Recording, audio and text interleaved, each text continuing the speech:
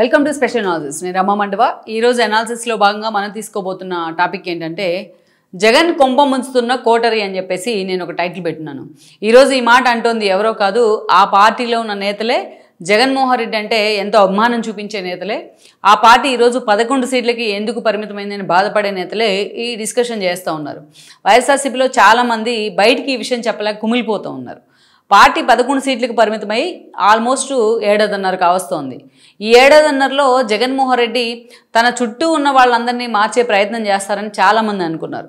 కానీ జగన్మోహన్ రెడ్డికి అది వీక్నెస్సా, లేకపోతే నిజంగా ఆయన చుట్టూ ఉన్న కోటరీ ఆయన్ని బ్లాక్మెయిల్ చేస్తుందో కానీ వాళ్ళని దూరం పెట్టే ప్రయత్నం జగన్మోహన్ రెడ్డి చేయట్లేదు. వాళ్ళని పార్టీ కార్యక్రమాల్లో ఇన్వాల్వ్ కావద్దని చెప్పే ఆ ధైర్యం కూడా జగన్మోహన్ రెడ్డికి లేనట్టుగా అనిపిస్తూ ఉంది.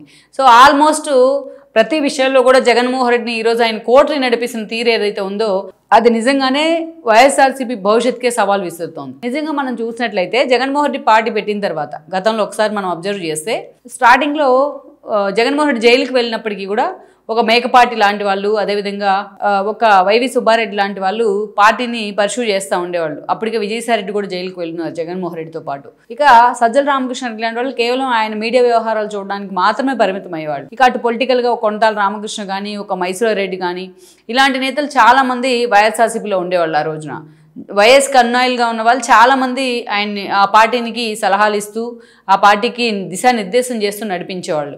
సో కాలక్రమంలో అనేక మార్పులు చేర్పులు చోటు చేసుకుంటూ వచ్చాయి. వైఎస్కి అన్యాయులు అని చెప్పబడే వాళ్ళు క్రమంగా ఆ పార్టీకి దూరం అవుతూ వచ్చారు. ఒక కొండా సురేఖ్ కావచ్చు, ఒక కొంటాల రామకృష్ణ కావచ్చు, ఒక మైసూర్ రెడ్డి కావచ్చు. ఇక సజ్జల లాంటి వాళ్ళని జగన్మోహన్ రెడ్డి మీడియా వ్యవహారాలకు పరిమితం చేశారు. ఇక పార్టీ ఆయన జైలు నుంచి బయటకు వచ్చిన తర్వాత మొత్తం పార్టీ బాధ్యతలంతా తను చూస్తే పార్టీకి కావాల్సిన ఆర్థిక అవసరాల దగ్గర నుంచి పార్టీ స్ట్రాటజీస్ అన్నీ కూడా విజయసాయిరెడ్డి లాంటి వాళ్ళే వర్కౌట్ చేసేవాళ్ళు. వీటిని మానిటరింగ్ చేయడానికి మాత్రమే, వీటిని ఎలా మీడియాలో ఎగ్జిక్యూట్ చేయాలి అనే దానికి మాత్రమే సజ్జల లాంటి వాళ్ళు పరిమితం అయ్యేవాళ్ళు. అలా 14 ఎన్నికల్లో జగన్మోహన్ రెడ్డి ఓడిపోయినా సరే ప్రశాంత్ కిషోర్ లాంటి ఒక వ్యూహకర్తని పార్టీ కోసం ఒప్పించడం దగ్గర నుంచి పనిచేసేందుకు, అదేవిధంగా టీడీపీ బీజేపీ మధ్య గ్యాప్ రావడం, ఆ గ్యాప్లో వైఎస్ఆర్సీపీని తీసుకెళ్లి పెడతాం వరకు విజయసాయిరెడ్డి లాంటి వాళ్ళు చాలా కష్టపడి పనిచేశారు. ద బెస్ట్ లైజనర్గా ఆయన పేరు తెచ్చుకున్నారు వైఎస్ఆర్సీపీ వైపు నుంచి. 2019 ఎన్నికల్లో వైఎస్ఆర్సీపీ 151 సీట్లు సాధించింది అంటే ఆ విజయంలో విజయసాయిరెడ్డి లాంటి వాళ్ళ పాత్ర కూడా చాలా కీలకమే. ఎంతో కొంటాల రామకృష్ణ మొదలుకొని అనేక మంది నేతలు ఆ పార్టీ స్టార్టింగ్ నుంచి పడిన కష్టమే. మేకపాటి ఫ్యామిలీ లాంటి వాళ్ళు అండగా ఉన్న పనితీరే. సో ఇవన్నీ కూడా 2019 ఎన్నికల్లో జగన్మోహన్ రెడ్డి అధికారంలోకి వచ్చేంత వరకు మాత్రమే ఇప్పుడు దాకా మనం చెప్పుకున్న ఈ కోటరీ ఉండేది. జగన్మోహన్ రెడ్డి సీఎం చేయడమే లక్ష్యంగా రేయింబవళ్ళు పనిచేసిన కోటరీ ఇది. వేరాజ్ ఈవెన్ ఈ కోటరీలో మనం షర్మిలాని భాగస్వామ్యం చేయొచ్చు, విజయమ్మను కూడా భాగస్వామ్యం చేయొచ్చు. వేరాజ్ 2019 ఎన్నికల్లో జగన్మోహన్ రెడ్డి సీఎం అయిన తర్వాత ఒక్కసారిగా పార్టీలో ప్రభుత్వంలో సినారియో మారిపోయింది. ఎందుకంటే సీఎంగా ఉన్నప్పుడు జగన్మోహన్ రెడ్డి వేరు, పార్టీ అధినేతగా ఉన్నప్పుడు జగన్మోహన్ రెడ్డి వేరు.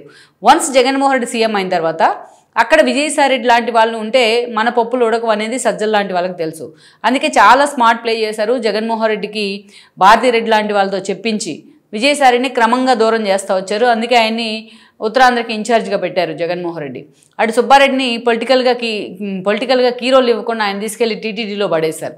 టీటీడీ చైర్మన్గా పడేశారు. ప్రత్యక్ష ఎన్నికలకు దూరంగా ఉంచారు.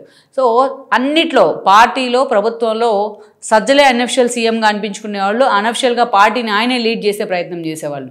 బొత్స లాంటి వాళ్ళు ఉన్నప్పటికీ, ధర్మాన్ లాంటి వాళ్ళు ఉన్నప్పటికీ వాళ్ళ ఎవ్వరు సలహాలు తీసుకోవడానికి సజ్జల రామకృష్ణారెడ్డి సిద్ధంగా ఉండేవాళ్ళు కాదు. ఎమ్మెల్యేలు ఎంతోమంది తమ గోడు వెళ్ళబోసుకోవడానికి జగన్మోహన్ రెడ్డి దగ్గరికి వెళ్ళినా వాళ్ళని గేట్ దగ్గర ఆపేసి సజ్జల లాంటి వాళ్ళని వాటిని పర్సూ చేస్తూ ఉండేవాళ్ళు. కేవలం సజ్జల భార్గవరెడ్డి తన కొడుకుతోని సోషల్ మీడియాని నడిపిస్తూ ఉండేవాళ్ళు. ఇలా ప్యారలల్ గవర్నమెంట్ని సజ్జల రామకృష్ణారెడ్డి నడిపిస్తూ వచ్చారు. జగన్మోహన్ రెడ్డి అధికారంలో ఉన్నారు కాబట్టి సహజంగానే కొంత కళ్ళు మూసుకుపోయినాయి అప్పుడు. అందుకే గ్రౌండ్ రియాలిటీస్లో ఏం జరుగుతుంది అనేది జగన్మోహన్ రెడ్డి చూసుకోలేదు. ఆయనకి చెప్పే ధైర్యం కూడా ఎవరూ చేయలేదు. సజ్జలతో కలుపుకొని మొత్తం 150 మంది సలహాదారులు ఉన్నా ఏ సలహాదారు ఏ సలహా ఇచ్చారో, జగన్మోహన్ రెడ్డి అసలు ఏ సలహాలు తీసుకున్నారో కూడా ఎవరికీ తెలియదు.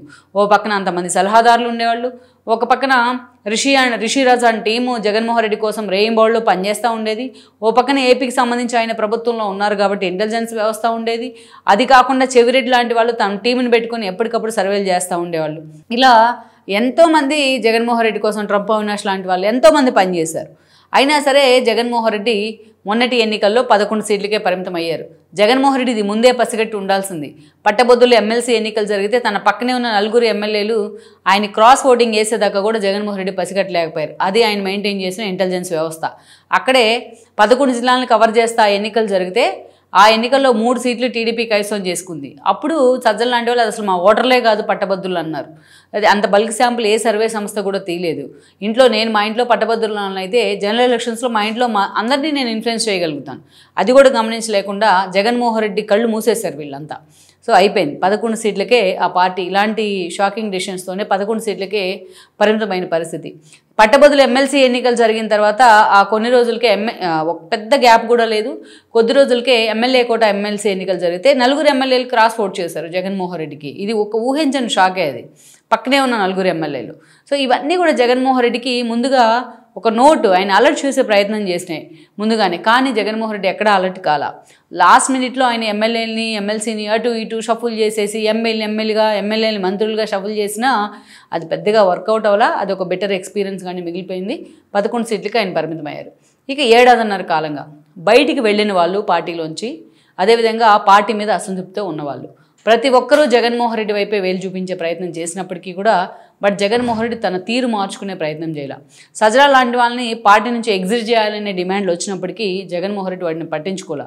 ఈరోజు సజ్జల లాంటి వాళ్ళు మళ్ళా సలహాదారుగా కొనసాగుతూ ఉంటే ఆయన కొడుకైన సజ్జల భార్గవ్ రెడ్డి ఈరోజు సాక్షికి డిజిటల్ హెడ్గా ఉంటూ వస్తున్నారు. ఆయన కొత్తగా నియమించారు డిజిటల్ హెడ్గా జగన్మోహన్ రెడ్డి సొంత మీడియా కోసం.